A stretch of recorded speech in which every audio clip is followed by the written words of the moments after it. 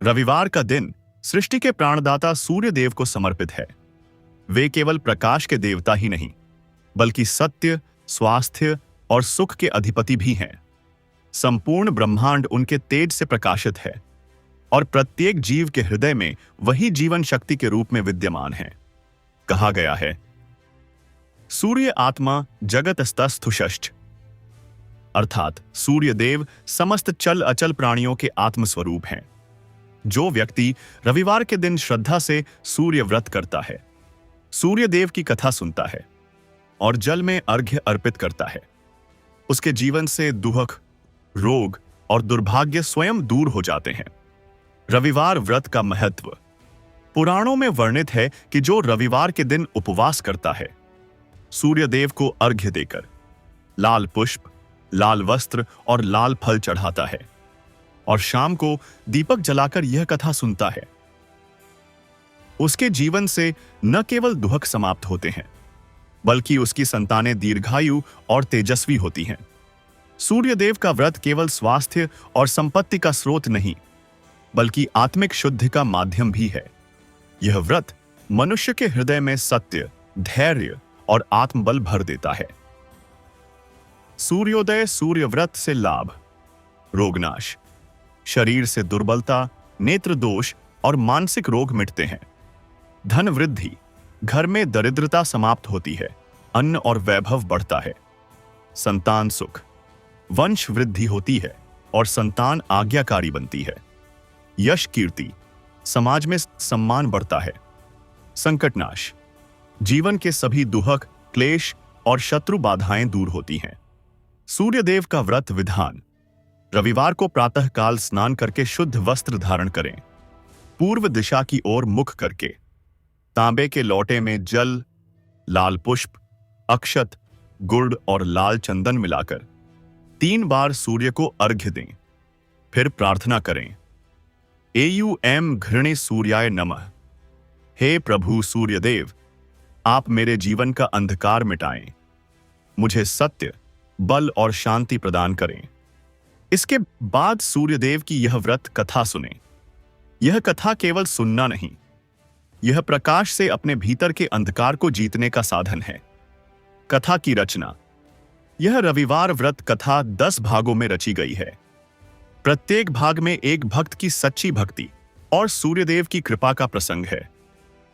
सूर्यदेव का वचन, व्रत फल: कथा के अंत में सूर्यदेव स्वयं यह वचन देते हैं, जो व्यक्ति रविवार के दिन यह कथा पढ़ेगा या सुनेगा, वह दुख, रोग और भय से मुक्त रहेगा। उसके घर में प्रकाश, सुख और तेज बना रहेगा। उसके वंशज दीर्घायु होंगे और मृत्यु के पश्चात वह सूर्यलोक में स्थान पाएगा। भाग 1: गरीब ब्राह्मण, दयानंद और सूर्यदेव का कृपा चमत्कार। बहुत प्राचीन काल की बात है। गंगा के तट पर बसा एक छोटा सा नगर था, सूर्यपुर। वहां एक ब्राह्मण रहता था, नाम था दयानंद। वह अत्यंत विद्वान था, परंतु जीवन दरिद्रता से घिरा हुआ था। घर में अन्न का एक दाना नहीं, वस्त्र फटे हुए और तन पर केवल भक्ति का कवच। उसकी पत्नी सुधा पतिव्रता और शांत स्वभाव की थी। दोनों सत्य, धर्म और भक्ति में जीवन व्यतीत करते थे। भले ही उनके पास भौतिक सुख न थे, पर उनका हृदय श्रद्धा और संतोष से भरा था। हर दिन प्रातःकाल दयानंद नंगे पैर गंगा स्नान करने जाता, पूर्व दिशा की ओर मुख करके जल में खड़ा होकर सूर्य को अर्घ्य देता। उसके हाथ कांपते थे, शरीर दुर्बल था, पर विश्वास अटल था। वह कहता, हे प्रभु सूर्यदेव, आप ही जगत के आत्मा हैं। मैं अंधकार में हूं, पर आपका प्रकाश मुझे मार्ग दिखाए। भक्ति की परीक्षा: एक दिन जब सूर्यदेव की किरणें भूमि पर बिखर रही थीं, सुधा ने दयानंद से कहा, स्वामी, घर में अन्न नहीं, बालक भूखा है। फिर भी आप रोज गंगा जाते हैं, सूर्यदेव को अर्घ्य देते हैं। क्या वे हमारी पीड़ा नहीं देखते? दयानंद मुस्कुराया, देवता हमारी परीक्षा लेते हैं, न कि हमें त्यागते हैं। जैसे सूरज बादलों के पीछे भी चमकता है, वैसे ही ईश्वर कठिनाइयों के बीच भी साथ रहता है। उसने पत्नी को सांत्वना दी और फिर गंगा की ओर चला गया। वहां खड़े होकर बोला, हे सूर्यदेव, यदि मेरी भक्ति सच्ची है तो मेरे परिवार को अन्न का वरदान दीजिए। जल में अर्घ्य देते समय उसने देखा सूर्य का प्रतिबिंब मानो मुस्कुरा रहा था, परंतु वह भ्रम समझकर लौट आया। भूख की वेदना। 3 दिन बीते, घर में अन्न न बचा। बालक रोने लगा। सुधा के नेत्रों में आंसू भर आए। वह बोली, स्वामी, मैं अब और सह नहीं सकती।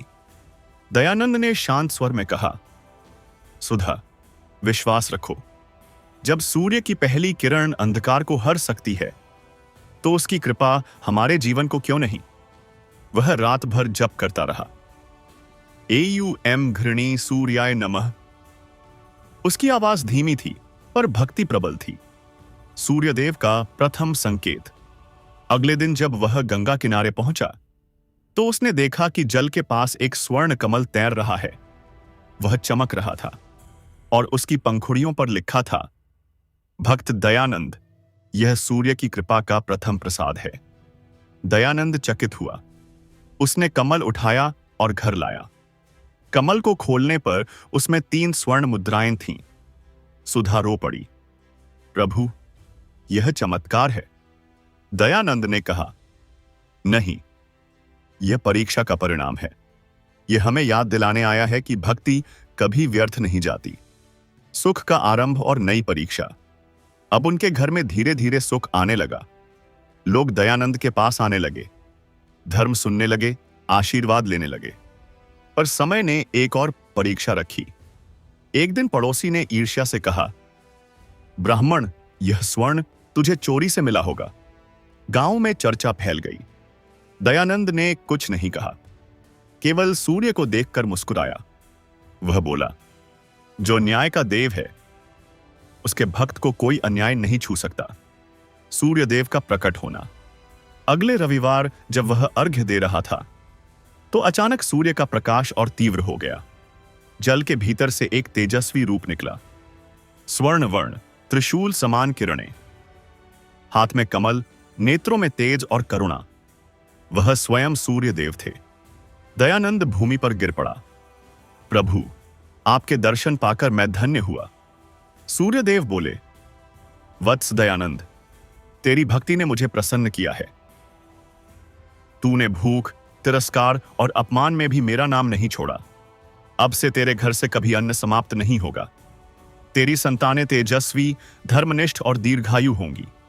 और जो भी रविवार को यह कथा सुनेगा उसके जीवन से दुख दूर होंगे। दयानंद ने कहा, प्रभु, मैं कुछ नहीं चाहता, बस इतना कि जो भी भूखा मेरे द्वार पर आए वह प्रसाद पाकर तृप्त हो जाए। सूर्यदेव ने मुस्कुराकर कहा, वत्स, तेरे द्वार पर अब से अन्न का कलश सदा भरा रहेगा। क्षण भर में प्रकाश लुप्त हो गया, पर दयानंद के हृदय में तेज की लहर दौड़ गई। कृपा का चमत्कार। जब वह घर लौटा तो देखा कि रसोई घर में एक स्वर्ण कलश रखा था जिसमें अन्न भरा था और उसके ऊपर से हल्की ज्योति निकल रही थी। सुधा ने कहा, प्रभु, यह तो ईश्वरीय प्रसाद है। दयानंद ने प्रणाम किया और कहा, अब यह अन्न केवल हमारे लिए नहीं, सभी भूखों के लिए है। उस दिन से उन्होंने प्रतिदिन सूर्यदेव को अर्घ्य देने के बाद 3 गरीबों को भोजन कराना प्रारंभ किया और जब भी कोई भूखा आता कलश अपने आप भर जाता। गांव के लोग इसे देखकर बोले, यह सूर्य कृपा का घर है, सूर्यदेव का वरदान। कुछ वर्षों बाद जब दयानंद वृद्ध हुआ तो सूर्यदेव पुनः स्वप्न में आए। वे बोले, वत्स, तूने भक्ति का सार संसार को सिखाया। अब तेरा नाम युगों तक लिया जाएगा। जहां भी यह कथा सुनाई जाएगी वहां मैं स्वयं उपस्थित रहूंगा, और जो व्यक्ति रविवार को यह कथा श्रद्धा से सुनेगा उसका जीवन दुख, रोग और दरिद्रता से मुक्त रहेगा। यह कहकर सूर्यदेव अंतर्ध्यान हो गए। भाग 1 का समापन। इस प्रकार सूर्यदेव ने यह सिद्ध किया कि भक्ति का प्रकाश सबसे गहरा अंधकार भी मिटा देता है। कहा जाता है। जो रविवार को यह कथा सुनता है, सूर्यदेव को लाल पुष्प और जल से अर्घ्य देता है। उसके जीवन से सभी दुहक समाप्त हो जाते हैं। उसका घर स्वास्थ्य, समृद्धि और शांति से भर जाता है।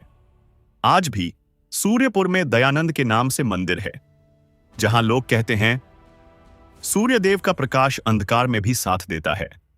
भाग 2, अंधे बालक सोम और सूर्यदेव की कृपा दृष्टि। बहुत प्राचीन काल की बात है। विंध्याचल पर्वत के निकट अर्चनपुर नामक गांव था। वहां एक गरीब स्त्री रहती थी। नाम था सावित्री। उसका पति मृत्यु को प्राप्त हो चुका था और उसका एकमात्र सहारा था उसका पुत्र सोम, जो जन्म से ही नेत्रहीन था। सावित्री का जीवन कठिन था। वह दिन भर दूसरों के घर काम करती और रात को अपने पुत्र को गोद में लेकर कहती, बेटा, दुनिया भले तुझे अंधा कहे, पर तेरी मां जानती है, तेरे भीतर सूर्य का प्रकाश है। सोम मुस्कुराता और कहता, मां, मैं भले न देख सकूं, पर जब आप सूर्य शब्द बोलती हैं तो मुझे भीतर से उजाला महसूस होता है। भक्ति का बीज। गांव के मंदिर में हर रविवार को लोग सूर्यदेव को अर्घ्य देते, पर सावित्री अपने पुत्र को ले जाकर केवल सुनने देती थी। वह कहती, बेटा, देख तो नहीं सकता, पर सूर्य का नाम सुनना भी प्रकाश है। सोम बालक था, पर उसका हृदय दिव्यता से भरा था। वह रोज सुबह उठकर कहता, एयूएम घृणी सूर्याय नमः। और जब सूरज की किरणें उसकी बंद आंखों पर पड़ती तो उसके चेहरे पर एक अनोखी मुस्कान आ जाती। भक्ति की परीक्षा। एक दिन गांव में कुछ लोग बोले, यह लड़का जन्म से अंधा है, भला सूर्यदेव इसके लिए क्या करेंगे? सावित्री ने शांत स्वर में कहा, भक्ति आंखों से नहीं, विश्वास से होती है। फिर उसने निश्चय किया, अब मैं अपने पुत्र के लिए रविवार का व्रत रखूंगी। जब तक उसे सूर्य की दृष्टि नहीं मिलेगी, मैं अन्न नहीं खाऊंगी। उसने सूर्यदेव से प्रार्थना की, हे प्रभु, मैं अपनी आंखें नहीं मांगती, बस अपने पुत्र की दृष्टि लौटा दीजिए। संकट और करुणा। कई सप्ताह बीत गए। सावित्री भूख और थकान से कमजोर हो गई, पर उसने व्रत नहीं छोड़ा। एक दिन की बात है, वह मंदिर के बाहर बैठी थी। सोम उसकी गोद में था। अचानक सूर्य की किरणें बहुत तेज हो गईं। वायु रुक गई और मंदिर के द्वार से एक तेजस्वी वृद्ध पुरुष निकले। वे नीलवर्ण वस्त्रों में थे, चेहरे पर दिव्य आभा। वह स्वयं सूर्यदेव थे। उन्होंने कहा, वत्स सावित्री, तेरी भक्ति और पुत्र के प्रेम ने मुझे प्रसन्न किया है। तूने बिना किसी स्वार्थ के केवल प्रकाश की याचना की, इसलिए अब तेरे पुत्र को दृष्टि प्राप्त होगी। कृपा का क्षण। सूर्यदेव ने सोम के सिर पर हाथ रखा। क्षण भर में उसके नेत्र खुल गए। वह चौंक कर बोला, मां, यह प्रकाश, यह आकाश, यह आप। सावित्री की आंखों से आंसू बह निकले। वह बोली, बेटा, तू देख सकता है। सोम ने कहा, मां, मैं नहीं जानता यह कैसे हुआ, पर जैसे ही मैंने सूर्यदेव की किरणों को महसूस किया, वैसे ही मेरी आंखों में संसार उतर आया और सबर आया। सूर्यदेव का वचन। सूर्यदेव बोले, वत्स सोम, तेरी माता की तपस्या और तेरे निष्कपट विश्वास ने मुझे बाध्य किया। आज से तू प्रकाश पुत्र कहलाएगा। तू न केवल देखेगा, बल्कि दूसरों को भी सत्य का मार्ग दिखाएगा। और सुनो, जो माता अपने अंधकार में भी दूसरों के प्रकाश पर विश्वास रखती है, उसके घर कभी दुहक नहीं टिकते। जो रविवार को यह कथा सुनेंगे, उनके जीवन से दुहक और रोग दूर होंगे। यह कहकर सूर्यदेव अंतर्ध्यान हो गए। कृपा का प्रसार। सोम की दृष्टि लौटने की खबर पूरे गांव में फैल गई। लोग चकित थे। यह तो दिव्य चमत्कार है। सोम हर रविवार मंदिर जाता, दीपक जलाता और कहता, जो अंधकार से नहीं डरता, वह स्वयं प्रकाश का पात्र बनता है। गांव में अब कोई भी रविवार बिना अर्घ्य के नहीं जाता था। हर घर में सूर्यदेव की पूजा प्रारंभ हुई और सावित्री को लोग प्रकाश माता कहने लगे। सूर्यास्त सूर्यदेव का अमर वरदान। वर्षों बाद सूर्यदेव ने स्वप्न में सावित्री को दर्शन दिए। वे बोले, वत्से, तेरी भक्ति ने संसार को यह सिखाया कि भक्ति आंखों से नहीं, हृदय से देखी जाती है। अब से जो माता अपने पुत्र या पुत्री के कल्याण के लिए रविवार का व्रत करेगी, उसके परिवार में कभी दुहक, अंधकार या रोग नहीं रहेगा। उसके घर की संतानें तेजस्वी और स्वस्थ होंगी और उसके वंश में ज्ञान का प्रकाश सदा रहेगा। भाग 2 का समापन। इस प्रकार सूर्यदेव ने यह सिद्ध किया कि अंधकार केवल आंखों में नहीं होता, वह तब मिटता है जब हृदय में विश्वास का दीप जलता है। कहा जाता है, जो रविवार को यह कथा सुनता है और अर्घ्य देकर सूर्यदेव से प्रार्थना करता है, प्रभु मेरे जीवन से अंधकार मिटा दो, उसके घर से दुहक, रोग और दुर्भाग्य स्वयं समाप्त हो जाते हैं। आज भी अर्चनपुर में उस मंदिर के पीछे एक छोटा दीप सदा जलता है, जिसे लोग सोमदीप कहते हैं। वह स्मृति है उस अंधे बालक की, जिसे सूर्यदेव ने दृष्टि दी थी। भाग 3। राजा वीरसेन और सूर्यदेव का विनम्रता पाठ। बहुत पुराने समय की बात है। अयोध्या से बहुत दूर एक विशाल राज्य था, सूर्यवती नगरी। उसके राजा का नाम था वीरसेन। वह पराक्रमी, बुद्धिमान और अत्यंत तेजस्वी था। राज्य में सुख, समृद्धि और वैभव की कोई कमी नहीं थी। लोग उसे तेजस्वी राजा कहकर पुकारते थे, क्योंकि उसके चेहरे पर सदैव सूर्य जैसा तेज रहता था। लेकिन समय बीतते बीतते उसमें अहंकार प्रवेश कर गया। वह सोचने लगा, मेरा तेज मेरी शक्ति है, मेरा यश मेरे कर्मों का परिणाम है। धीरे धीरे उसके भीतर का विनम्रता का दीप बुझने लगा। राजा के दरबार में प्रतिदिन सूर्यदेव की आरती होती थी, पर वह अब उस समय दरबार के पीछे जाकर बैठ जाता, क्योंकि वह सोचता था, मैं स्वयं तेज का प्रतीक हूं, फिर मैं किसी और के सामने क्यों झुकूं। अहंकार की शुरुआत। एक रविवार की सुबह मंदिर में सूर्यदेव की आरती हो रही थी। ब्राह्मणों ने कहा, राजन, आज सूर्य व्रत का शुभ दिन है। यदि आप पूजा करेंगे तो आपके राज्य में और प्रकाश फैलेगा। वीरसेन हंस पड़ा। मुझे सूर्य की क्या आवश्यकता? मैं स्वयं अपने कर्मों से राज्य को प्रकाशित कर रहा हूं। यह सुनकर पूरा दरबार मौन हो गया। सूर्य की प्रतिमा पर रखे दीप की लौ कांप उठी, मानो सूर्यदेव स्वयं सुन रहे हों। अंधकार का आरंभ। उस दिन के बाद राज्य में धीरे धीरे विचित्र परिवर्तन होने लगा। आकाश पर बादल छा गए, सूर्य का प्रकाश धुंधला पड़ने लगा, खेतों में फसल सूखने लगी, लोगों के चेहरों पर उदासी छा गई। प्रजा कहने लगी, राजन, सूर्यदेव हमसे रूठ गए हैं। पर वीरसेन ने कहा, यह केवल मौसम का परिवर्तन है, देवता से इसका क्या संबंध। उस रात जब वह अपने महल में गया तो देखा, महल की दीवारें नम थीं, दीपक की लौ बुझ रही थी और उसके शरीर का तेज कम हो गया था। भक्ति का स्मरण। अगले दिन उसके गुरु महर्षि दिवाकर दरबार में आए। उन्होंने कहा, राजन, सूर्य तुम्हारे तेज का स्रोत हैं, से उनसे विमुख होकर तुम अपने ही प्रकाश को खो रहे हो। जो सूर्य को नमन नहीं करता, वह अपने भीतर के अंधकार में गिर जाता है। वीरसेन ने कहा, गुरुदेव, क्या केवल झुकने से प्रकाश लौट आएगा? महर्षि बोले, हां, क्योंकि झुकना विनम्रता का प्रारंभ है और विनम्रता ही सूर्य का प्रिय गुण है। उन्होंने राजा को आदेश दिया, 7 रविवार का व्रत रखो, सूर्य को अर्घ्य दो और सच्चे मन से प्रार्थना करो। व्रत का आरंभ। पहला रविवार आया। राजा ने तांबे के लोटे में जल भरा, लाल पुष्प और गुड़ मिलाया और पूर्व दिशा की ओर मुख करके बोला, हे सूर्यदेव, यदि मेरा तेज मेरा नहीं आपका है तो मुझे सच्चे प्रकाश का अर्थ समझाइए। पहला अर्घ्य देते ही उसे लगा मानो उसके हृदय में एक हल्की गर्माहट फैल गई हो। वह कुछ समझ नहीं पाया और मन में शांति का भाव आया। दूसरे रविवार को उसने उपवास रखा। तीसरे रविवार को गरीबों में अन्न बांटा। चौथे रविवार को उसने सूर्य मंदिर में दीपक जलाया। धीरे धीरे उसके मन का अंधकार मिटने लगा। वह अब मुस्कुराने लगा, लोगों के दुख में सहानुभूति दिखाने लगा। सूर्य देव का प्रकट होना। 7वें रविवार की भोर थी।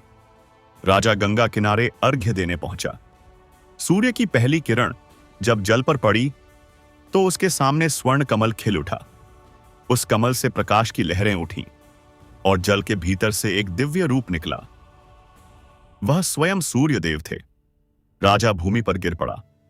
प्रभु, मैंने अहंकार किया, आपसे अपनी शक्ति को अलग समझा, मुझे क्षमा कीजिए।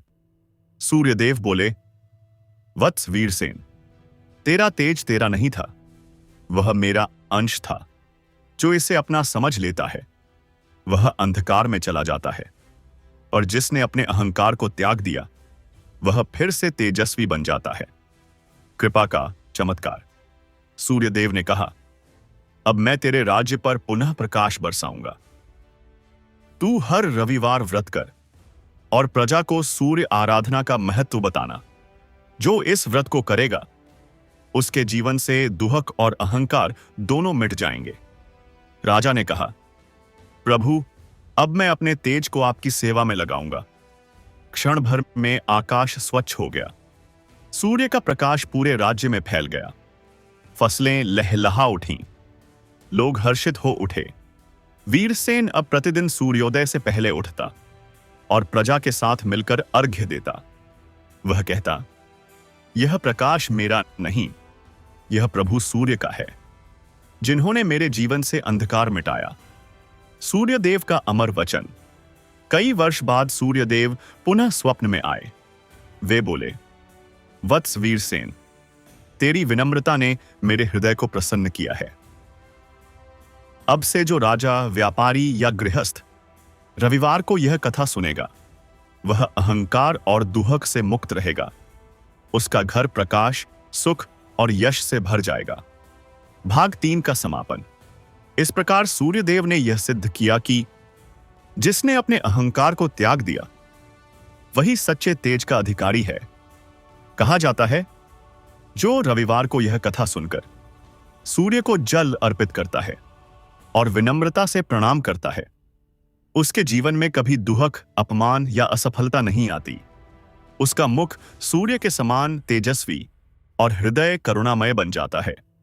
आज भी सूर्यवती नगरी में राजा वीरसेन का सूर्य मंदिर है, जहां लोग कहते हैं, जो सूर्य के सामने झुकता है वही सच्चे अर्थ में ऊंचा उठता है।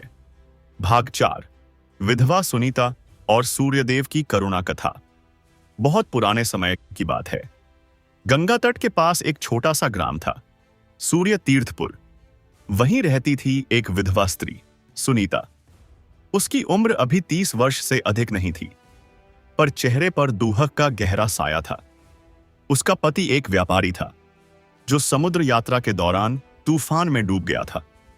उस दिन के बाद से सुनीता ने रंगीन वस्त्र त्याग दिए, बाल खोल दिए और जीवन से हर अपेक्षा समाप्त कर दी। वह केवल यही कहती, प्रभु सूर्यदेव ने मेरा सब कुछ ले लिया, अब बस वे ही मेरे जीवन का उद्देश्य हैं। वह हर रविवार प्रातःकाल गंगा किनारे जाती और सूर्य को अर्घ्य देती। उसके हाथ कांपते थे पर हृदय में दृढ़ता थी। गांव का तिरस्कार। समय बीतता गया। गांव के लोग अब उससे दूरी बनाने लगे। कोई उसे अशुभ कहता, कोई कहता वह विधवा है, इसके दर्शन से कार्य बिगड़ जाते हैं। सुनीता चुपचाप सब सहती। वह कहती, जिनके जीवन में सूर्य का प्रकाश नहीं, उन्हें छाया भी अंधकार लगती है। वह किसी से बैर नहीं रखती, बस हर रविवार अर्घ्य देकर यह प्रार्थना करती, हे सूर्यदेव, यदि मैंने किसी का अहित किया हो तो मुझे दंड दीजिए, पर मेरे भीतर से विश्वास कभी मत छीनिए। भक्ति का स्वरूप। एक दिन एक साधु उस गांव में आया। उसने देखा सुनीता अकेली नदी किनारे सूर्यदेव की स्तुति कर रही थी। उसके नेत्रों से आंसू बह रहे थे, पर चेहरे पर शांति थी। साधु ने कहा, वत्से, तू हर रविवार उपवास करती है, फिर भी तेरा जीवन दुखमय क्यों है? सुनीता ने कहा, गुरुदेव, दुहक ईश्वर का दंड नहीं, यह भक्ति की अग्नि है जो आत्मा को शुद्ध करती है। साधु ने मुस्कुराकर कहा, तू सच्ची भक्त है। जिस दिन तेरे आंसू सूर्य की किरणों में चमकेंगे, उस दिन तुझे ईश्वर के दर्शन होंगे। परीक्षा का क्षण। कुछ दिनों बाद गांव में अकाल पड़ा। जल सूख गया, फसलें नष्ट हो गईं, लोग भूख से तड़पने लगे। तबही सुनीता ने अपने घर का थोड़ा सा अन्न निकालकर हर रविवार लोगों में बांटना शुरू किया। वह कहती, यह सूर्यदेव का प्रसाद है। यदि वे मुझे दुख में रखते हैं तो शायद इसलिए कि मैं दूसरों को राहत दे सकूं। गांव के लोग चकित रह गए। जो स्त्री तिरस्कृत थी, वही अब सबकी रक्षक बन गई। सूर्यदेव का प्रकट होना। एक रविवार की भोर थी। सुनीता नदी किनारे बैठी थी।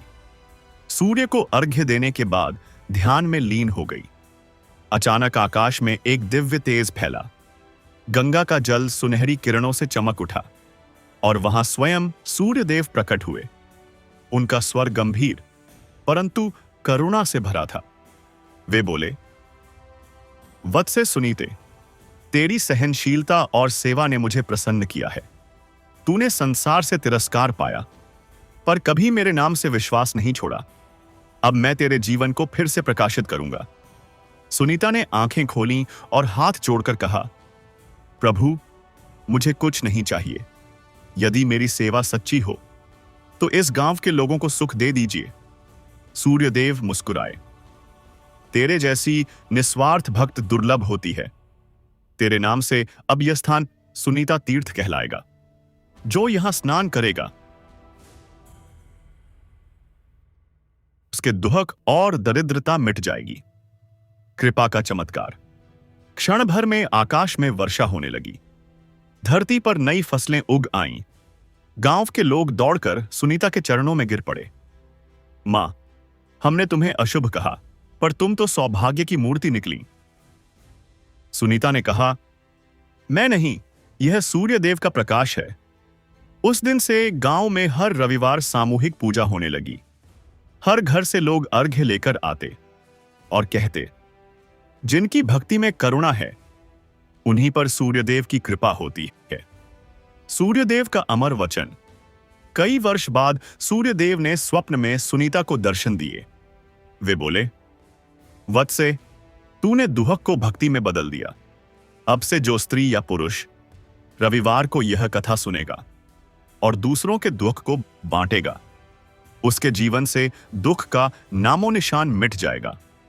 उसके घर में प्रकाश, स्वास्थ्य और शांति सदा बनी रहेगी और उसके वंश में कोई भी दरिद्र या रोगी नहीं होगा। सुनीता ने हाथ जोड़कर कहा, प्रभु, मेरा जीवन अब पूर्ण हुआ। क्षण भर में स्वर्ण प्रकाश फैल गया और सुनीता समाधि में लीन हो गई। भाग 4 का समापन। इस प्रकार सूर्यदेव ने यह सिद्ध किया कि दुहक कोई दंड नहीं, वह करुणा का बीज है जो भक्ति में फूलता है। कहा जाता है, जो रविवार को यह कथा सुनता है और किसी दुखी को सहायता देता है, उसके जीवन से दुहक मिट जाता है। उसके घर में सूर्य की किरणें केवल प्रकाश ही नहीं, शांति और सौभाग्य भी लाती हैं। आज भी सूर्य तीर्थपुर में सुनीता तीर्थ के नाम से वह घाट पूजित है। वहां लोग रविवार को स्नान कर अर्घ्य देते हैं और कहते हैं, करुणा में ही सूर्य की सच्ची कृपा है। भाग 5। तपस्विनी गौरी और सूर्यदेव का संतान सुख वरदान। बहुत पुराने समय की बात है। हिमालय की तलहटी में एक छोटा सा आश्रम था, सूर्यवन आश्रम। वहां एक स्त्री रहती थी, गौरी। वह ब्रह्मर्षि वशिष्ठ की शिष्या थी। उसका जीवन तप, संयम और भक्ति का उदाहरण था। वह प्रातःकाल सूर्य उदय से पहले उठती, जल से स्नान कर तांबे के पात्र में जल भरती और सूर्यदेव को अर्घ्य देकर कहती, हे प्रभु सूर्यदेव, आप ही मेरे जीवन का तेज और मार्ग हैं। मुझ में शक्ति, धैर्य और करुणा का प्रकाश बनाए रखिए। वह वर्षों से व्रत कर रही थी। परंतु उसका हृदय एक बात से व्यथित था। वह निसंतान थी। तप का निर्णय। एक दिन उसके मन में विचार आया, शायद सूर्यदेव मुझसे किसी और तप की अपेक्षा रखते हैं। यदि मैंने उनका व्रत पूर्ण श्रद्धा से किया तो वे अवश्य प्रसन्न होंगे। उसने निश्चय किया कि वह 12 रविवारों का निराहार व्रत रखेगी। वह केवल जल पीकर सूर्य के नाम का स्मरण करेगी। आश्रम के लोग उसे देखकर कहते, गौरी, तू तो पहले से पवित्र है, फिर इतना कठोर व्रत क्यों? गौरी मुस्कुराती और कहती, सूर्य का प्रकाश सबको समान रूप से मिलता है।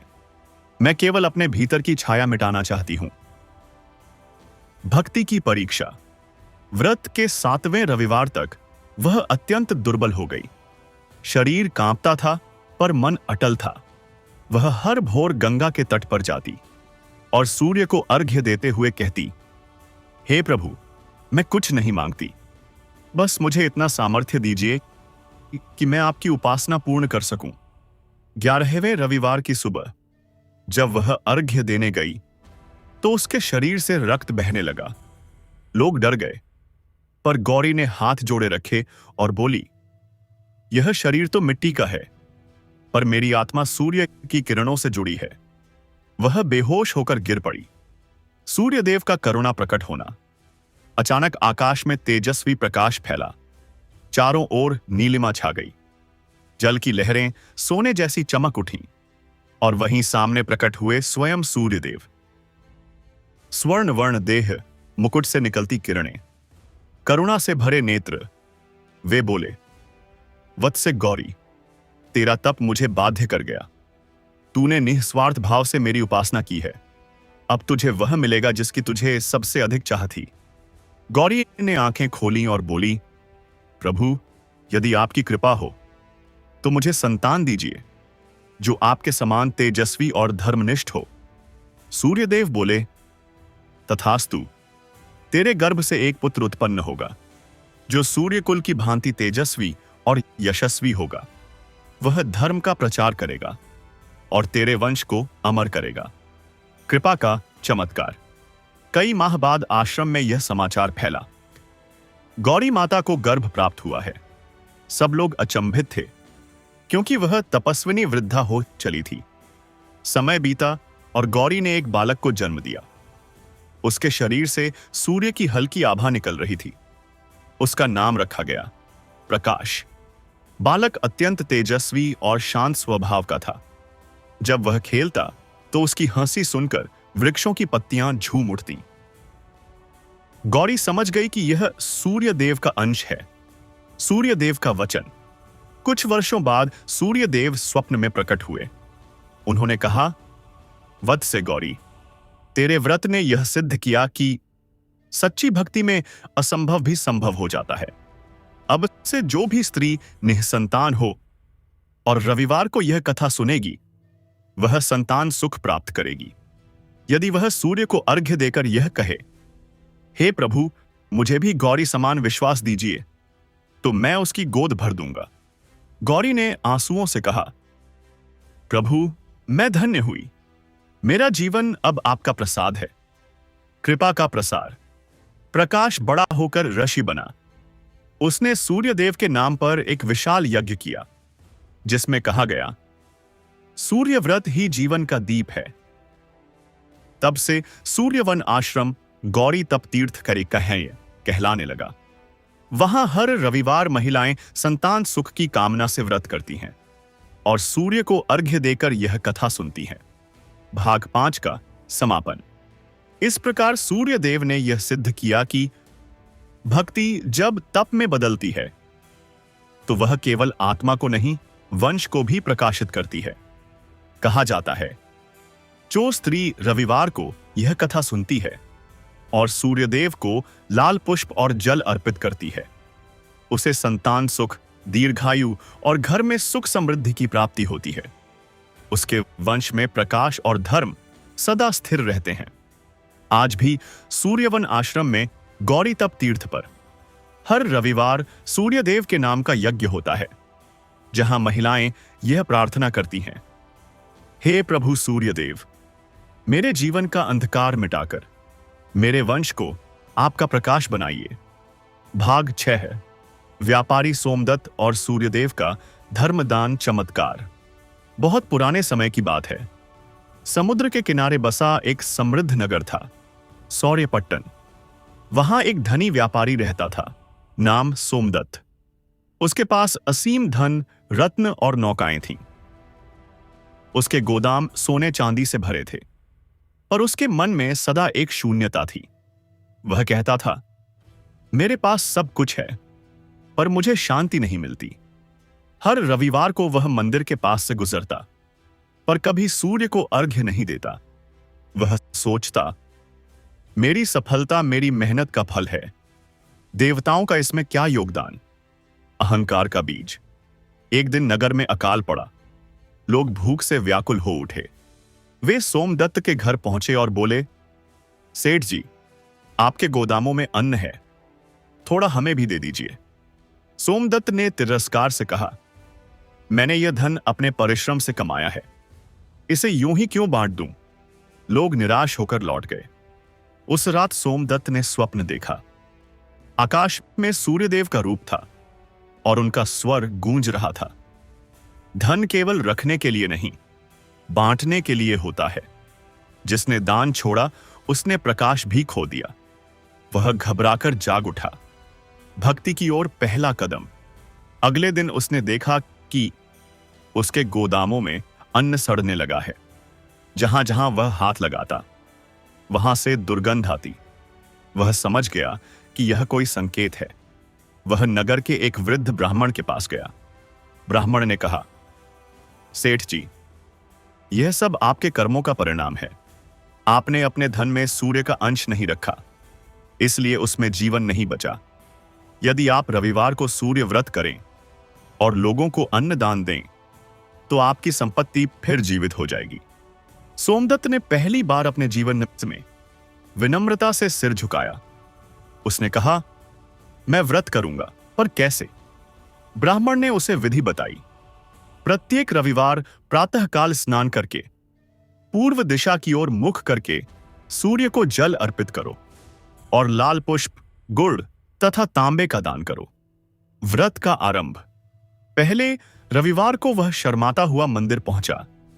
उसने तांबे के लोटे में जल भरा और सूर्य की ओर अर्घ्य देते हुए कहा, हे सूर्यदेव, यदि धन केवल मेरे लिए नहीं, तो मुझे इसका सही उपयोग सिखाइए। उस दिन उसने 10 गरीबों को भोजन कराया, दूसरे रविवार को 20 को और तीसरे रविवार को 50 को। धीरे धीरे उसे दान का आनंद मिलने लगा। अब जब वह अर्घ्य देता तो उसके चेहरे पर शांति की रेखा दिखती। उसके गोदामों का अन्न फिर से ताजा होने लगा। जहां पहले दुर्गंध थी, वहां अब सुगंध फैलने लगी। सूर्यदेव का प्रकट होना। 7वें रविवार की सुबह थी।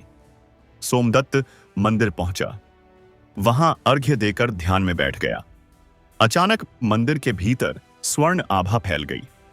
वायु स्थिर हो गई और दीपक की लौ नाचने लगी। उसने नेत्र खोले तो देखा, स्वर्ण वर्ण शरीर, मुकुट से निकलती किरणें और करुणामय नेत्रों वाला रूप। स्वयं सूर्यदेव उसके सामने थे।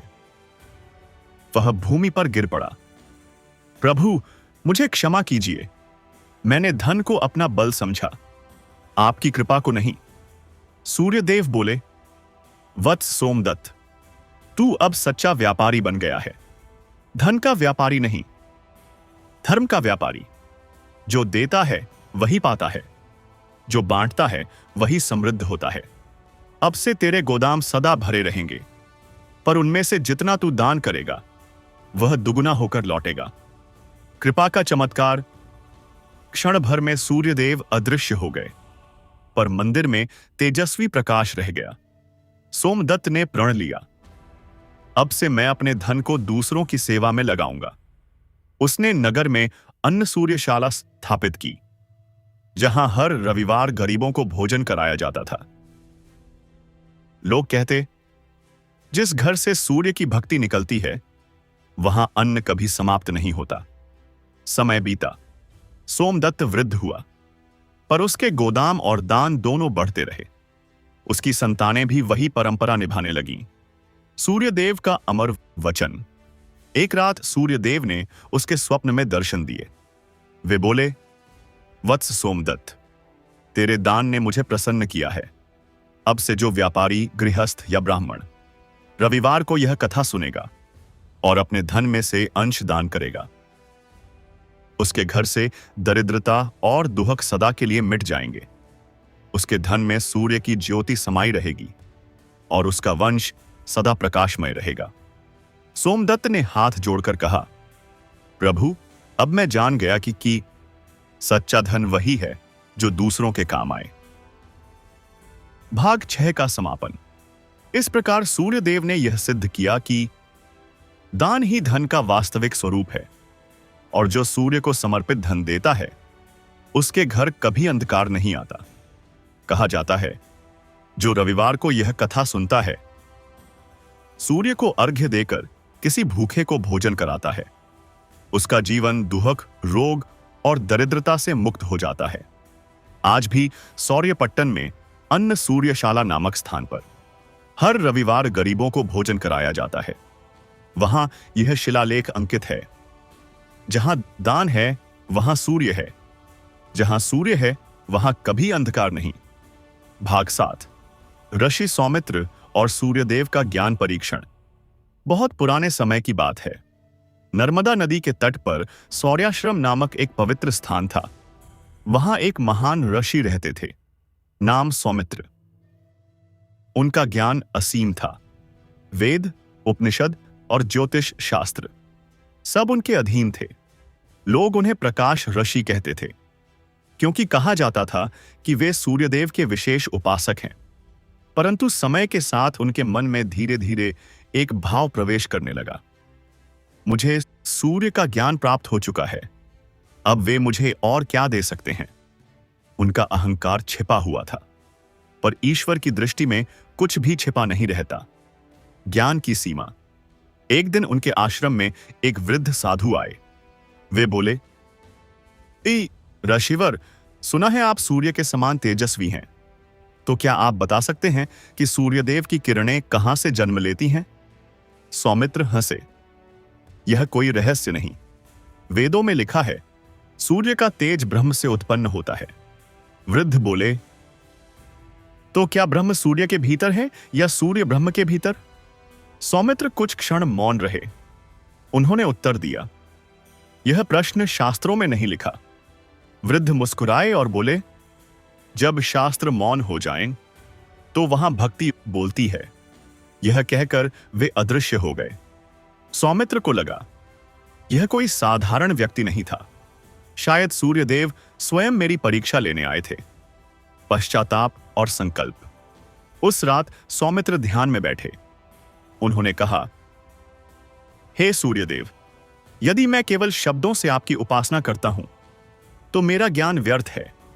मुझे सच्चे प्रकाश का अनुभव कराइए। उन्होंने निर्णय लिया, मैं 12 रविवार तक मौन व्रत रखूंगा, सिर्फ सूर्य के नाम का ध्यान करूंगा। वह प्रतिदिन प्रातःकाल नदी तट पर जाते, जल से अर्घ्य देते और सूर्य की दिशा में आंखें बंद कर ध्यान करते। धीरे धीरे उनका अहंकार पिघलने लगा। अब वे न वेद बोलते न उपदेश देते, केवल एक शब्द दोहराते, प्रकाश। भक्ति की चरम सीमा। 12वां रविवार आया। सूर्योदय से पहले आकाश में नील आभा फैली थी। ऋषि सौमित्र गंगा जल लेकर खड़े हुए। उनका शरीर दुर्बल पर आत्मा अडिग थी। उन्होंने अर्घ्य देते हुए कहा, हे प्रभु सूर्यदेव, मैं ज्ञान नहीं चाहता, बस आपकी कृपा की एक किरण चाहता हूं। अचानक आकाश से तेज प्रकाश उतरा। नदी का जल सोने जैसा चमकने लगा और वहां प्रकट हुए स्वयं सूर्यदेव। स्वर्ण वर्ण देह, मुकुट से निकलती किरणें और आंखों में असीम करुणा। सौमित्र भूमि पर गिर पड़े। प्रभु, मैं अंधकार में था, मुझे क्षमा कीजिए। सूर्यदेव का उपदेश। सूर्यदेव बोले, वत्स सौमित्र, तेरा ज्ञान अमृत है, पर उसमें विनम्रता का जल नहीं था। जो केवल शास्त्रों से जानता है वह सीमित होता है। पर जो भक्ति से अनुभव करता है वह असीम हो जाता है। मैं केवल आकाश में नहीं, हर उस हृदय में रहता हूं जहां अहंकार नहीं है। ज्ञान मेरा तेज है, भक्ति मेरी आत्मा। सौमित्र रो पड़े, प्रभु, मैं अब समझ गया हूं, शब्द केवल दीपक हैं, पर भक्ति उसकी लौ है, कृपा का वरदान। सूर्यदेव ने कहा, वत्स, अब तू सच्चा ऋषि बन गया है। अब तेरे मुख से जो ज्ञान निकलेगा वह केवल बुद्धि का नहीं, अनुभव का होगा। जो तेरे आश्रम में आएगा उसे आत्म प्रकाश की अनुभूति होगी, और जो रविवार को यह कथा सुनेगा वह अपने जीवन का अंधकार स्वयं देख सकेगा और उसे मिटाने की शक्ति पाएगा। क्षण भर में सूर्यदेव का रूप विलीन हो गया, पर सौमित्र के शरीर से दिव्य प्रकाश निकलने लगा। प्रकाश का प्रसार। अब सौर्याश्रम में दूर दूर से शिष्य आने लगे। वे कहते, यहां केवल शास्त्र नहीं, आत्मा बोलती है। सौमित्र अब केवल यही कहते, सूर्य बाहर नहीं, भीतर उगता है। जब तुम अपने भीतर के अंधकार को पहचान लोगे तो वही क्षण तुम्हारा सूर्योदय होगा। उनके नाम से यह आश्रम सूर्योदय मठ कहलाने लगा। आज भी वहां हर रविवार शिष्यों द्वारा अर्घ्य दिया जाता है और लोग यह प्रार्थना करते हैं, हे सूर्यदेव, हमें केवल ज्ञान नहीं, उसे जीने की विनम्रता दीजिए। सूर्यदेव का अमर वचन। कुछ वर्षों बाद सूर्यदेव ने फिर स्वप्न में सौमित्र को दर्शन दिए। वे बोले, वत्स, तूने संसार को वह सिखाया जो मैं युगों से सिखाना चाहता था, कि सच्चा ज्ञान वही है जो भक्ति में झुके। अब से जो कोई रविवार के दिन यह कथा सुनेगा और अपने अहंकार को त्यागेगा, उसके भीतर सूर्य का प्रकाश स्थायी रूप से रहेगा। उसके जीवन में कभी दुख, भ्रम या संशय नहीं रहेगा।